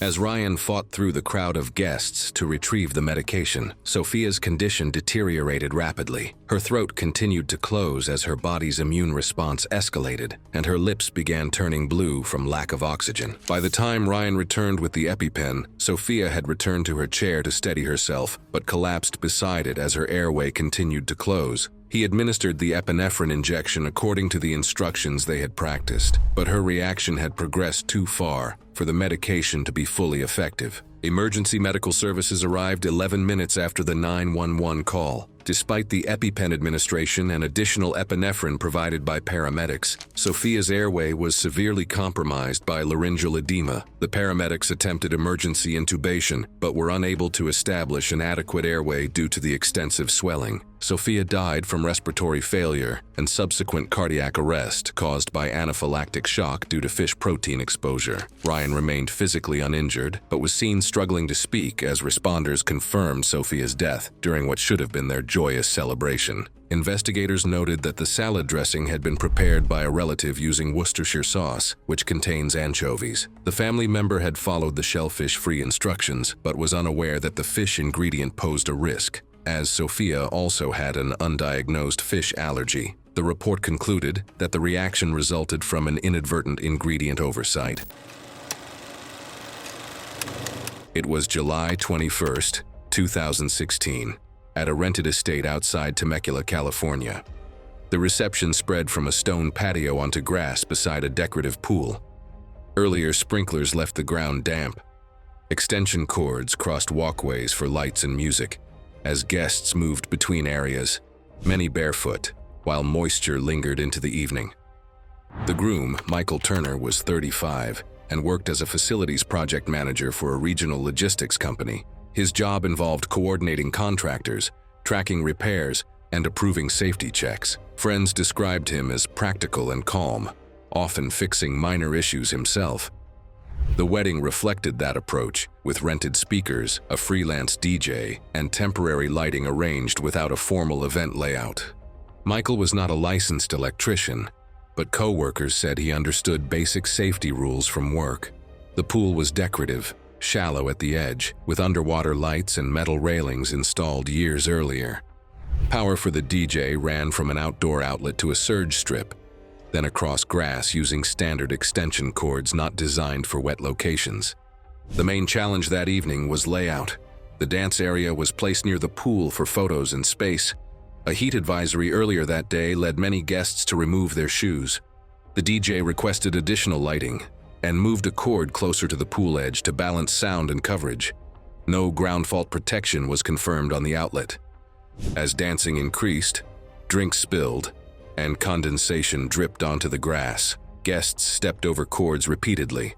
A groomsman mentioned moving the cable farther from the water, but the suggestion was delayed until after a song ended.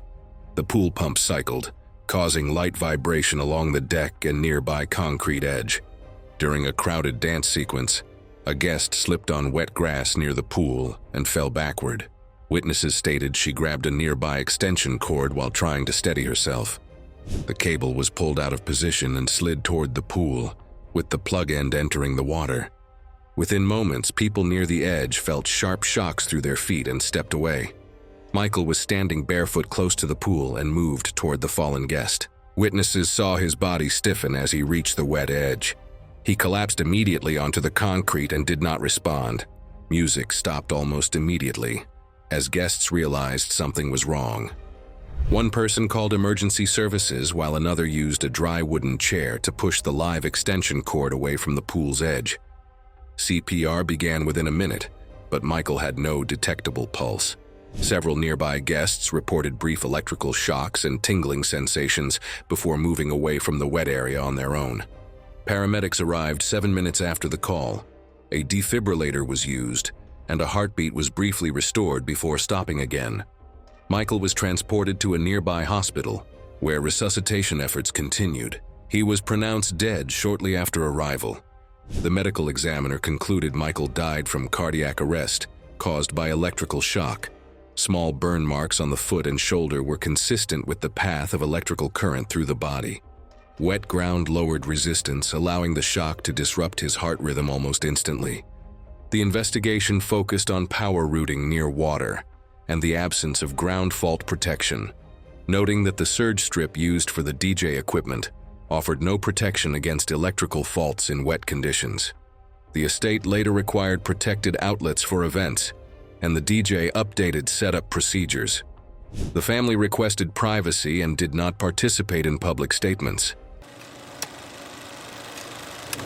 It was August 23, 2014, in Chania, Crete, Greece. The outdoor wedding reception was held on a stone terrace overlooking the sea, warm air moving steadily inland. The setting felt festive and controlled, but the environment was already unstable. Nikos Papadakis, 31, was the groom and a lifelong resident of Crete. He worked as a regional sales coordinator for an agricultural equipment supplier. He valued tradition and family reputation, and the wedding was meant to honor both. Friends described him as trusting and conflict avoidant, preferring harmony over confrontation. Nikos had no background in performance safety. He wore a tailored synthetic wool blend suit, which ignites more easily and can melt onto skin than pure wool, and stood near the center of the terrace for photographs. The space was bordered by stone walls that reflected heat and restricted airflow. The fire performers used alcohol-soaked torches rather than long-burning plant oils, which increases splash risk and rapid ignition, but none of this was communicated to Nikos. The fire dance was arranged as a surprise by friends. Performers rehearsed earlier in calmer conditions, but did not reassess the wind as evening gusts strengthened. No fire extinguishers or medical staff were positioned nearby. Nikos was encouraged to stand close to the dancers for dramatic photos, trusting their experience. As music played, guests crowded inward. The wind shifted unpredictably, pushing flames sideways. Some guests noticed sparks drifting but assumed control remained. Nikos smiled and adjusted his stance, unaware that alcohol-based fuel can splatter and ignite clothing almost instantly upon contact. Then one dancer stumbled on uneven stone. The torch struck the ground, sending burning fuel outward. A sheet of flame splashed across Nikos's chest and lapel, igniting his suit rapidly due to the synthetic blend, melting parts onto his skin while flames raced upward along exposed areas. Witnesses screamed as he flailed, hands patting uselessly at the fire. Guests rushed forward, throwing jackets and tablecloths over him. The fire dimmed but did not immediately extinguish. Nikos inhaled superheated air while screaming, collapsing to his knees. His facial hair singed immediately, and blistering developed on exposed skin across his face, neck, and hands within seconds, consistent with direct flame contact. Smoke poured from his mouth as he coughed violently. Someone called emergency services immediately. Staff dragged him away from the performance area, while others smothered remaining embers. He remained conscious but in severe respiratory distress, gasping blackened mucus streaked with blood. An ambulance arrived within 12 minutes and transported him to the nearest hospital. During transport, his breathing worsened as airway swelling developed. Medical personnel attempted intubation due to severe inhalation injury, but progressive edema narrowed the airway beyond the tube's reach. Oxygen was administered, but his lungs could no longer pass sufficient oxygen into the bloodstream. Hospital staff documented extensive burns to the torso, face, and hands, with thermal injury to the trachea and bronchi. Despite treatment, inflammation progressed overnight. The next day, respiratory failure proved irreversible, and he was declared dead. The post-mortem report detailed that death resulted from respiratory failure due to inhalation injury.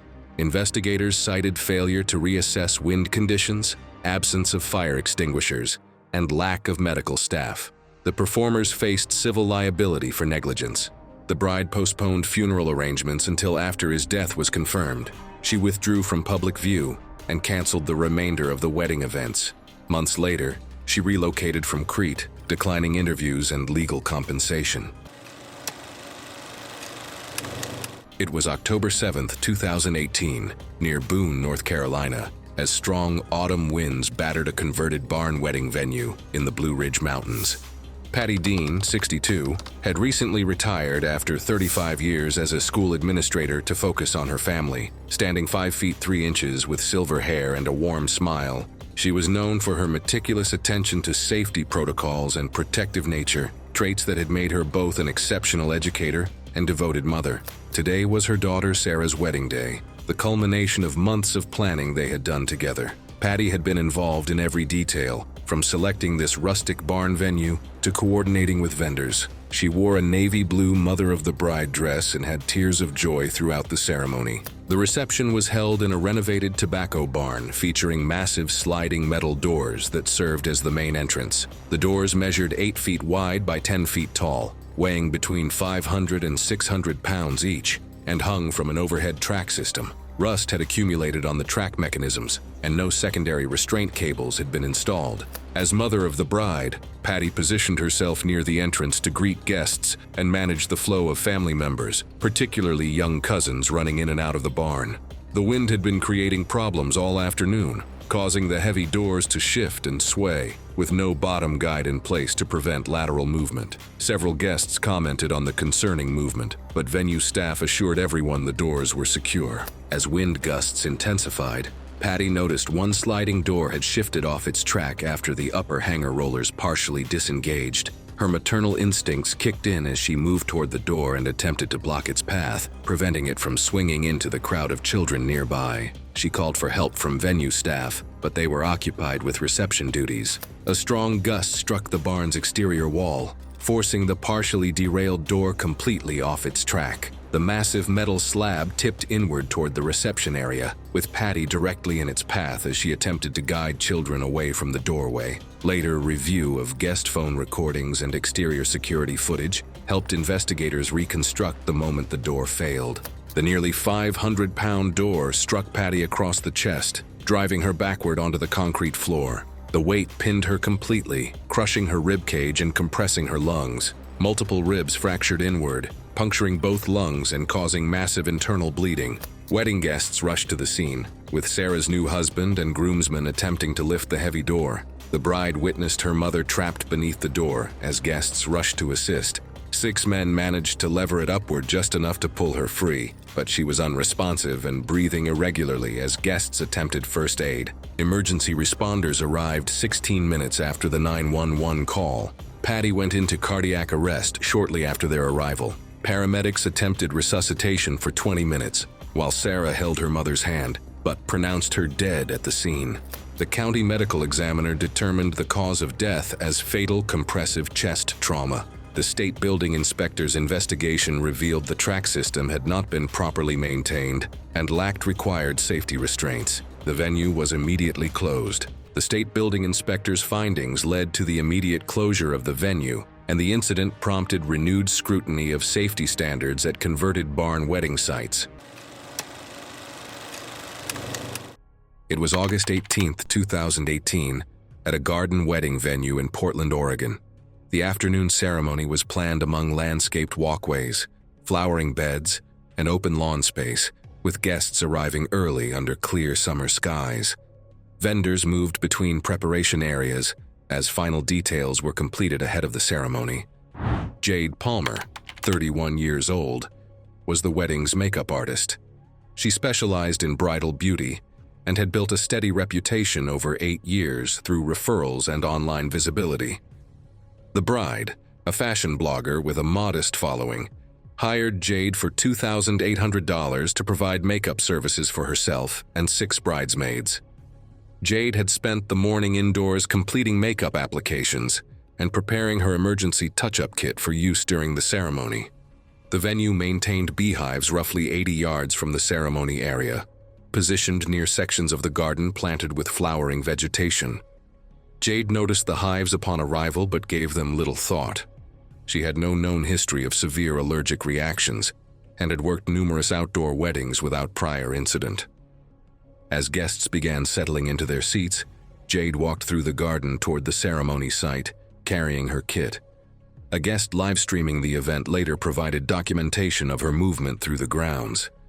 Jade chose a path bordered by dense lavender beds, an area commonly used as a walkway and not marked as hazardous. As she crossed the path, Jade stepped onto a concealed ground-nesting yellow jacket colony hidden beneath the plants. The disturbance triggered an immediate defensive response. Within seconds, a large swarm erupted from the ground and attacked her. Jade screamed and attempted to flee. She was stung repeatedly on her legs, arms, neck, and face as she ran, managing to cover roughly 30 yards before collapsing near the edge of the lawn.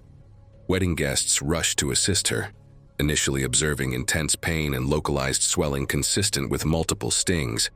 Within approximately 90 seconds, Jade began showing signs of a severe systemic reaction driven by the heavy venom exposure. Her voice became hoarse as she struggled to breathe. Raised red hives spread rapidly across her chest and abdomen, expanding outward as swelling progressed.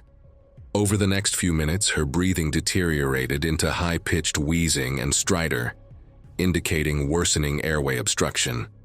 She became dizzy and disoriented, staggered briefly, and then collapsed fully onto the grass. Her lips turned blue as oxygen deprivation intensified. An emergency room nurse attending the wedding immediately recognized anaphylaxis and directed others to call 911 and search for an epinephrine autoinjector. Jade was positioned on her back, but swelling of her tongue and throat made airway positioning ineffective. Her heart rate increased as her body attempted to compensate for falling blood pressure and worsening hypoxia. Approximately 6 minutes after the initial stings, Jade's pulse weakened and became difficult to detect. When effective circulation could no longer be confirmed, chest compressions were initiated while emergency services were en route. Paramedics arrived several minutes later and encountered severe airway swelling that made ventilation extremely difficult. Epinephrine was administered as the primary life-saving intervention while resuscitation continued. Although circulation was temporarily restored, Jade remained deeply unresponsive. She later died from catastrophic brain injury caused by prolonged oxygen deprivation following anaphylactic shock triggered by multiple yellow jacket stings. Subsequent review found the venue lacked emergency response protocols for allergic reactions despite known insect populations, leading to updated hazard communication and safety planning requirements. It was December 28, 2013. The humid evening air in Barangay San Miguel, Bulacan, carried the scent of food as wedding guests gathered in the concrete courtyard behind the Reyes family home. Ramon de la Cruz, a 34-year-old tricycle driver, checked his watch. The fireworks display would begin soon, marking the climax of his childhood friend Miguel's wedding celebration. Ramon had known Miguel since elementary school, driving him to construction jobs before Miguel saved enough to open his small sari-sari store. As a tricycle driver navigating Bulacan's congested streets for 12 years, Ramon supported his wife Maria and their 2 young daughters through daily 14-hour shifts. His weathered hands and sun-darkened skin told the story of countless hours exposed to exhaust fumes and tropical heat, but he maintained his cheerful disposition and was known throughout the neighborhood for his reliability and infectious laugh. The wedding celebration had been planned for months, with Miguel's family investing their savings in an elaborate fireworks display featuring a decorative chain of interconnected firecrackers stretching 100 feet across the courtyard. The display included a few large commercial-grade firecrackers with metal casings in addition to the smaller consumer firecrackers,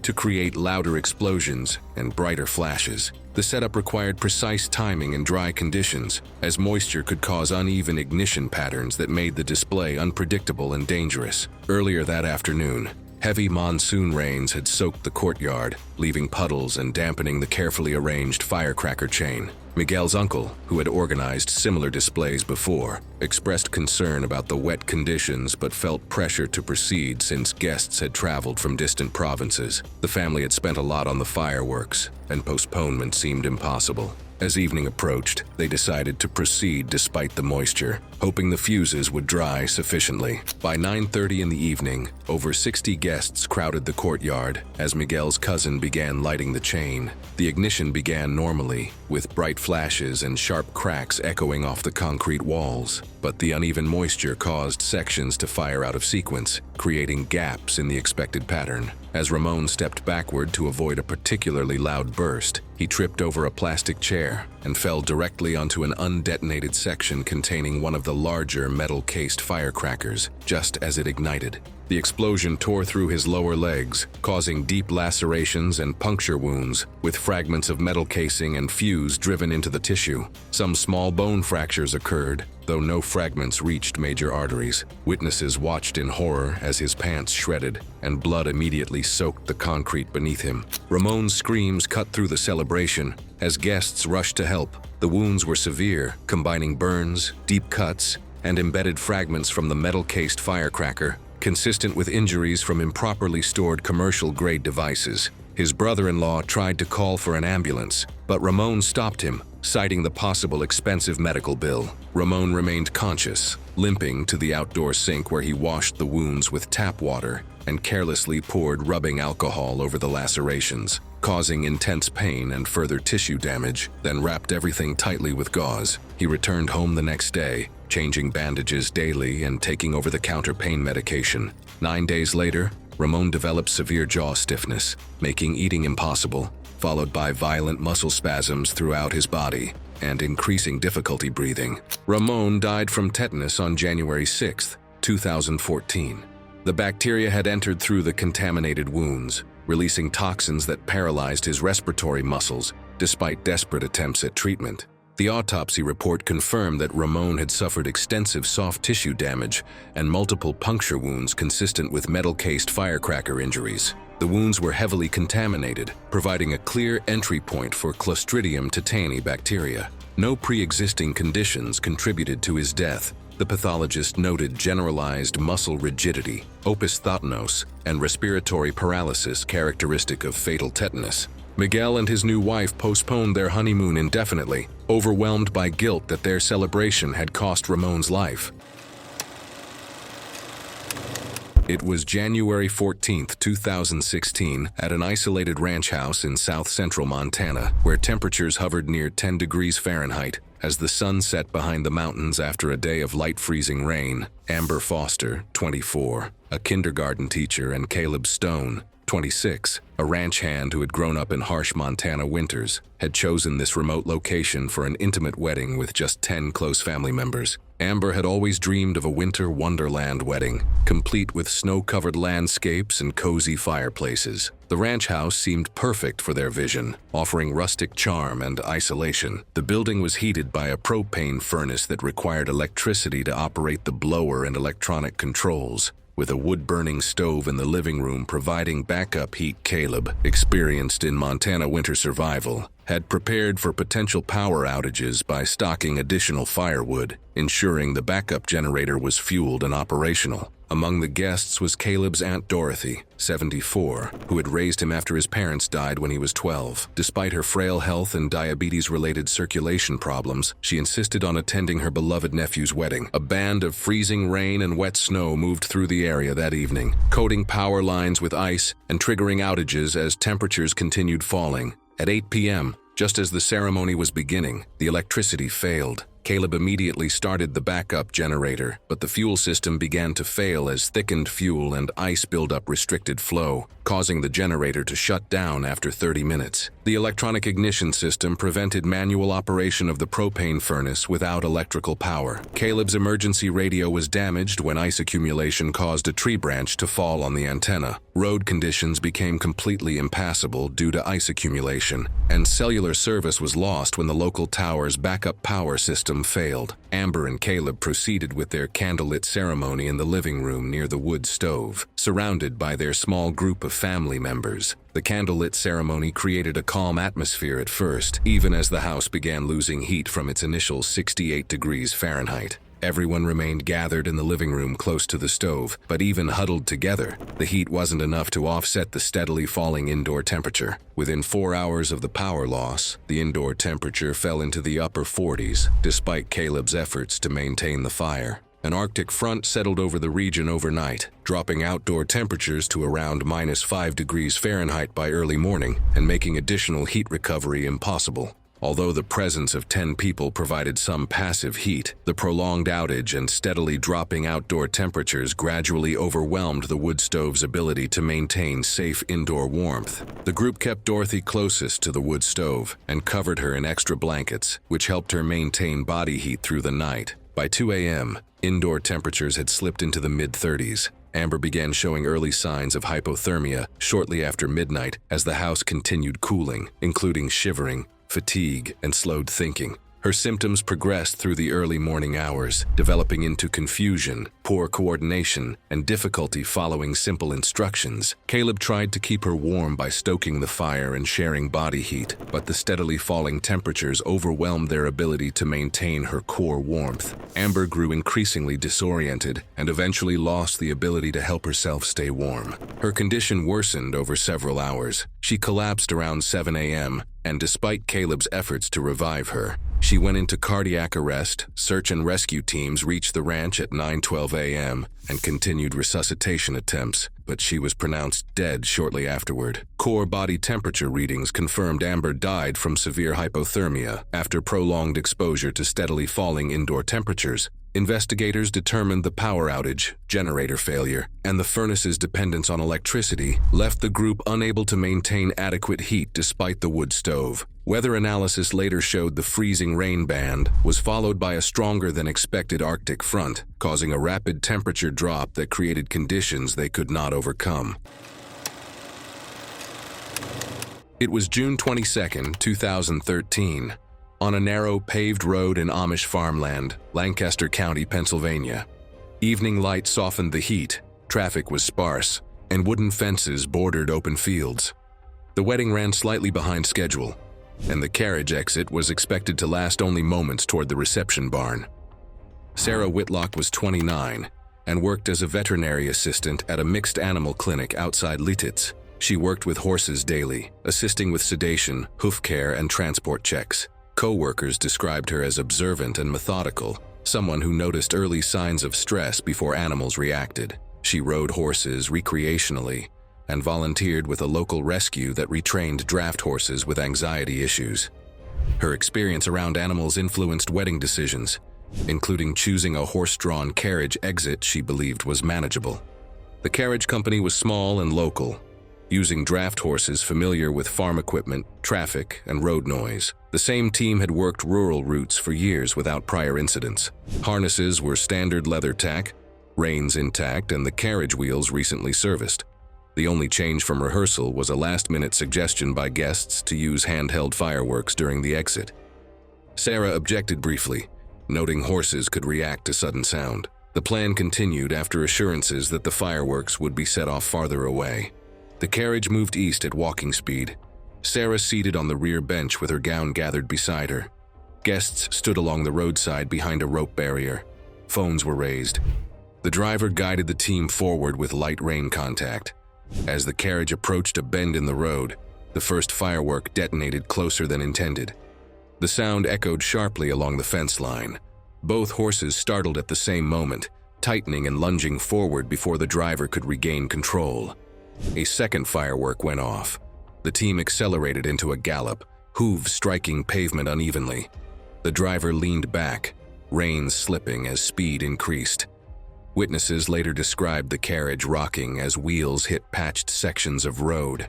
The carriage drifted toward the shoulder. One wheel dropped into a shallow drainage ditch, twisting the frame. The axle lifted, then slammed back down. The carriage overturned. Sarah was thrown backward, her gown catching on the exposed axle hub. The horses continued forward, dragging her along the road. The fabric tore in sections as she was pulled roughly 30 feet, her head and chest striking pavement repeatedly. Several guests ran toward her. Others remained still, recording. Emergency services were immediately called. The driver stopped the horses moments later and cut them loose from the traces. Sarah lay motionless beside the carriage, her gown torn and soaked with blood. She was not breathing.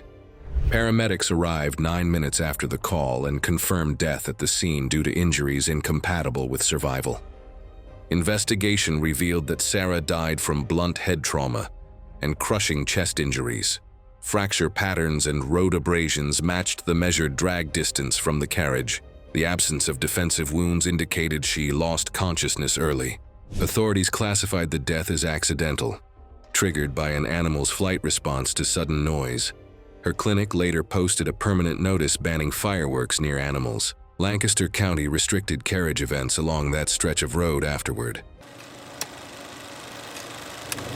It was August 18, 2017, when the evening air hung warm and still over Lake Coeur d'Alene in northern Idaho. The temperature had reached 82 degrees during the day, leaving the water invitingly calm as sunset approached across the pristine mountain lake. A wedding reception was underway at a private lakefront property, where 60 guests gathered on a wooden deck that extended directly over the water without barriers or safety railings. Zane Fisher, 4, had arrived with his extended family for his cousin's wedding celebration. Standing 3 feet 2 inches tall with blonde hair and boundless energy, he was known for his curiosity and tendency to explore new environments independently. His parents worked in different areas of healthcare and often relied on family members to help supervise him during large gatherings, assuming someone was always watching. The reception venue featured a main deck connected to a floating dock system that extended 40 feet into the lake. Minimal lighting illuminated the dock area, with only solar-powered pathway lights marking the edges. The water depth dropped to 8 feet within 10 feet of the shoreline,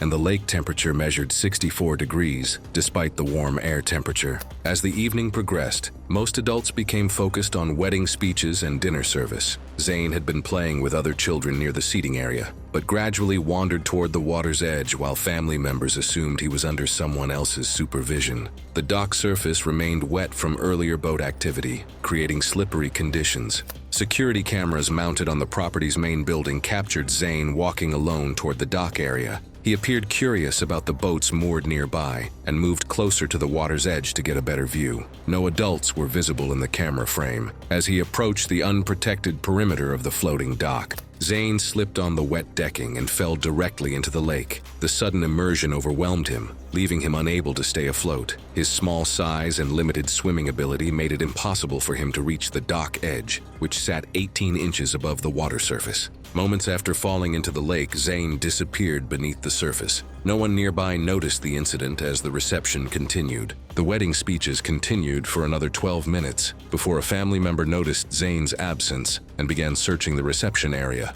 Multiple relatives checked the main deck and surrounding grounds before someone spotted his body floating face down near the dock pilings. 2 guests immediately jumped into the water and pulled Zane to the dock, where a nurse among the wedding party began CPR. Emergency responders arrived 18 minutes after the initial 911 call, but Zane showed no vital signs. Paramedics continued advanced resuscitation efforts for over 20 minutes before pronouncing him dead at the scene. The county coroner determined the cause of death as accidental drowning due to cold water immersion and aspiration. Security camera footage showed Zane walking alone toward the dock, with no adults visible nearby. The investigation revealed no safety violations, as private lakefront properties were not required to maintain barriers around water access points. However, the incident highlighted the dangers of unsupervised children near open water during social gatherings. Local safety officials later urged families hosting waterfront events to assign dedicated supervision for children,